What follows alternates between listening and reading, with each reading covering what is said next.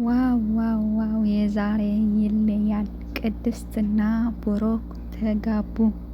በጣም ደስ የሚል ነገር ነው። ዝና ለመጨረሻ ጊዜ አወገዱት። ሰላም ሰላም፣ የህይወት ላይፍ ቻናል ቤተሰብ እንዴት ናችሁ? ደህና ናቸው? እኔ ደህና ነኝ፣ እግዚአብሔር ይመስገን።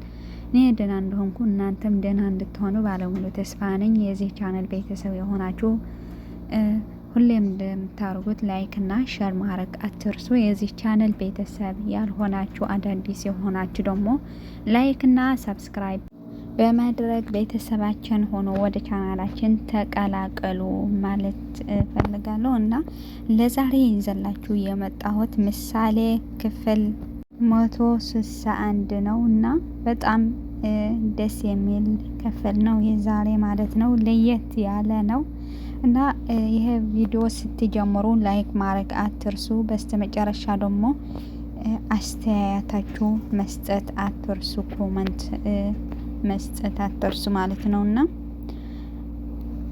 እስከ መጨረሻ አብራችን ቆዩ። የዛሬ ክፍል ምሳሌ በጣም ለየት ያለ ነው። እሱ ደግሞ ምንድን ነው? እንደምናውቀው ምሳሌ ቅድስት ለብሩክ በጣም ነው የምትወደው ማለት ነው። በፊት የሱቅ ሰራተኛ ነው የነበረችው። ሚስት ደግሞ ማህሌት ነበረች። ያቺ የተረገመች ማህሌት፣ ከስህተቷ የማትማር ማህሌት ማለት ነው። ወድቃ መነሳት የማትፈልግ ማህሌት፣ መውደቅ እንጂ መነሳት የማትፈልግ ማህሌት ናት የነበረችው የብሩክ ሚስት እንደምናውቀው ማለት ነው። ለምሳሌ ደግሞ በጣም ነው የምታሳቀያት የነበረችው። ልትገድላትም ሞክራ ነበር።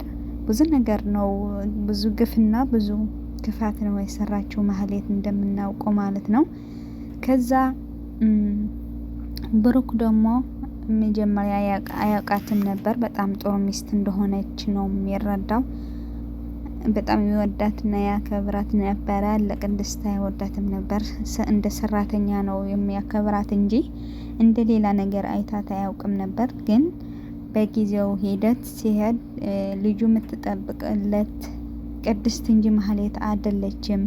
ለብሩክ የምትጠብቅበት የምትወደውና የምታክብረው ቅድስት እንጂ ማህሌት አልነበረችም። እና በጊዜ ሂደት ለቅድስት እየወደዳትና እያፈቀራት ሄደ። ቅድስትም ለብሩክ እንደዛ ማለት ነው። በጣም በስተመጨረሻ በጣም ስለተዋደዱ ማህሌት ከህይወታቸው ብዙ ተንኮልና ክፋት ከህይወታቸው ወጣች ማለት ነው።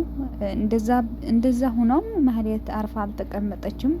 ሁሌም ክፉ ነገር ነው የምታስበው የምትጠነዝዘውና እንደዛ ስለሆነ በውጭ ሆና እንኳን አርፋ አልተቀመጠችም። ከዝና ጋር ሆና ብዙ ነገር ነው የሰራቸው ማለት ነው። እነሱ ግን በጣም የሆነ ነገር ስትሰራ በጣም ይንነቁባት ነበር እና ያን ሁሉ አልፎ ቅድስትና ብሩክ አብረው ናቸው። አሁን በጣም ደስ የሚል ጊዜ እያሳለፉ ነበረ።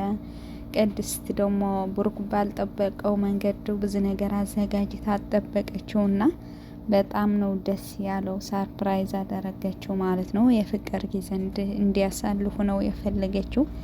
ከዛ ግን በስተመጨረሻ እንደዚህ ሆነው አንድ ችግር ተፈጠረ። መድብል ከካሌብ እየሮጠ ወደ እነሱ ገባና ከዛ ዝግጅቱ ተበላሸ ማለት ነው። ቢሆንም ግን በጣም ደስ ይላል። አሁን ባይሆን ሲረጋጉ ሁሉንም ነገር ሰላም ሲሆን ይቀጥሉታል ብዬ ተስፋ አድርጋለሁ። እና መድብል ደግሞ ከካሌብ እያመለጠ ነው። ካሌብ ለሱ እንትን እያለ ነው፣ እየፈለገ ነው ለነሱ። ዝና ታሰረ፣ ዝና ከህይወታችን ወጥተዋል ምናምን ሲሉ አሁን ደግሞ ካሌብ ተተካ ማለት ነው። የእነሱ ችግርና ጭንቀት መቼም አያበቃም።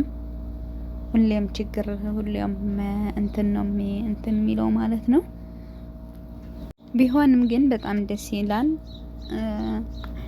ያን የሆነ ችግር ቢመጣ እንኳን ራሳቸው እንትን ሆነው ተሰብስበው ተከባብረው ምናምን ነው የሚያልፉት የሆነ ችግር ከመጣ ማለት ነው። አሁን ግን መድብል እንደዚህ የሆነ ዳይመንድ ሰርቀው ነበር ምናምን ስላቸው በጣም ነው የደነገጡት። ብሩክ ደግሞ ሊረዳው አልቻለም። ሁሉንም ተረድተዋል። ብሩክ ግን ሊረዳው አልቻለም ማለት ነው። ትንሽ እንትን ሆነ ልጅ ምናምን ታምማ ማሳከሚያ ያሳጣ፣ አንተ ግን ዳይመንድ ነበረ የዳይመንድ ብር ነበረ እያለህ ነው ዝም ያልከው ምናምን ብሎ ለመድብል ሊረዳው አልቻለም ማለት ነው። ግን ቢሆንም በጣም አሳዘነኝ መድብል ያን ሁሉ ለወንድሙ የወንድሙ ልጅ ለወንድሙ ሚስት ለሁሉንም ሲጠብቅ ለሞገስና ሚስቱ ለሁሉንም ነው የሚጠብቀው። መድብል በጣም ጥሩ ሰው ነው። ለህይወቱ ለራሱ እንኳን አያስብም እና እንደዛ ያህል ሲጠብቃቸው እነሱ ግን ሌላ ነገር ነው የፈጠሩት ማለት ነው። እና ሌላ ችግር ነው የፈጠሩት ማለት ችግር ሳይሆን ብሩክ ሊረዳው አልቻለም ለመድብል ማለት ነው።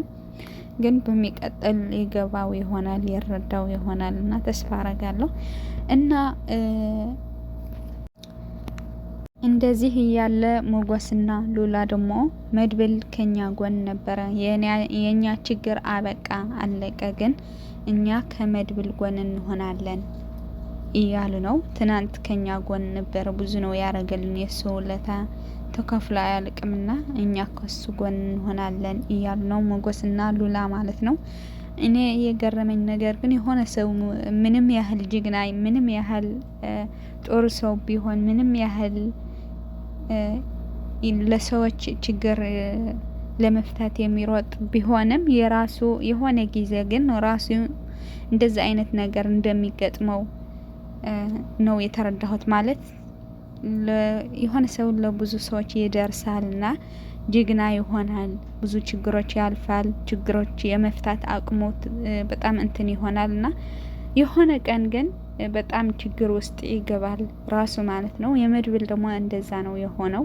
መድብል እንደምናውቀው የራሱ ችግር አልነበረውም እስካሁን። ለምሳሌ እና ለብሩክ ሲጠብቅ ነው የነበረ። በእነሱ ብዙ ችግር ውስጥ ገብተዋል፣ ታስረዋል። ብዙ ችግር ነው ያሳለፈው ለነሱ እና ለሞገስ ሉላ ሲል ማለት ነው። ብዙ ችግርና ብዙ መከራ ነው ያለፈው ለነሱ ሲል። በስተመጨረሻ ግን የነሱ አበቃ ሲባል የሱ ችግር መጣ ማለት ነው። እና ምንም ያህል ጀግና ቢሆን አንድ ቀን ተስፋ እንትን ይላል፣ አቅም ያጣል የሆነ ሰውና የመድብል ነገር ደግሞ እንደዛ ነው የሆነው። መድብል ምንም ነገር መፍታት የሚችል ሰው ነው፣ ግን አሁን በጣም ችግር ውስጥ ነው። ይሄ ደግሞ በእርግጥ ያልፈዋል አይደለም፣ ይሄ ሌላም ያልፋል። ግን ከነ ብሩክና ሞገስ ከሱ ጋር መቆም አለባቸው የሚል ሀሳብ ነው ያለኝ እኔ ማለት ነው። እና ለዛሬ የዘላችሁ የመጣሁት ምሳሌ ክፍል 161 ይሄ ይመስላል። በጣም ደስ የሚል ክፍል ነበረ። በቀጣይ በአዲስ ነገር እስከምንገናኝ መልካም ጊዜ መልካም ቆይታ ለእናንተ ይሁን። ላይክ ሼር ማድረግ አትርሱ። በሌላ በአስተማሪና ጠቃሚ የሆነ ነገር እስከምንገናኝ ደግሞ ላይክ ማድረግ አትርሱ፣ ሼር ማድረግ አትርሱ ማለት ነው ቤተሰቦች።